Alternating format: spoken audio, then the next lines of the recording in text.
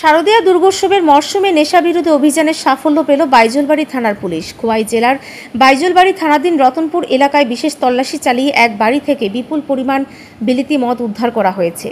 থানা সূত্রে জানা যায়, রবিবার রাতে গোপন সূত্রের খবর পেয়ে বাইজলবাড়ি থানার ওসি নেতৃত্বে একদল পুলিশ রতনপুর এলাকায় তল্লাশি অভিযান চালায়। এই সময় স্থানীয় এক ব্যক্তির বাড়ি থেকে প্রচুর পরিমাণ অবৈধ বিলেতি মদ মজুত অবস্থায় উদ্ধার করা হয়।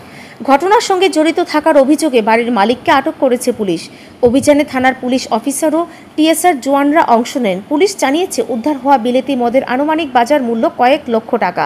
এই ঘটনায় সংশ্লিষ্ট ধারায় মামলা দায়ের করে তদন্ত শুরু হয়েছে। ওসি জানিয়েছে, দুর্গোৎসবের সময়ে যাতে কোনোভাবেই অসামাজিক কার্যকলাপ বা নেশাজাত দ্রব্যের কারণে শান্তি শৃঙ্খলা বিঘ্নিত না হয়, সেই জন্য বাইজলবাড়ি থানার পক্ষ থেকে এই বিশেষ অভিযান চালানো হয়। আজকে সন্ধ্যার সময় আমার কাছে একটা খবর আছে যে রতনপুরে একটা বাড়িতে, যার বাড়ি ছিল প্রতিবিন্দু দেববর্মা, বাবার নাম নরেন্দ্র দেববর্মা, রতনপুরে প্রচুর পরিমাণে বিলাটি মদ স্টক করা আছে বলে খবর আছে। আমাকে যে খবর দেয় উনি বলে যে এটা সম্ভাবনা 2 নাম্বার মদ হইতে পারে বলে।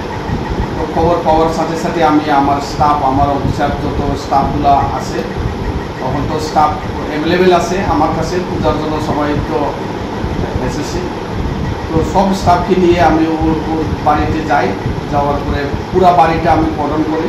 কর্ডন করার পরে বাড়িতে পূজাপুজি করার সময় প্রচুর বিলাটি মদ পাওয়া যায়।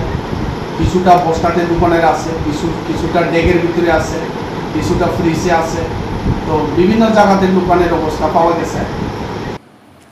ব্যুরো রিপোর্ট, ঋদ্ধি নেটওয়ার্ক।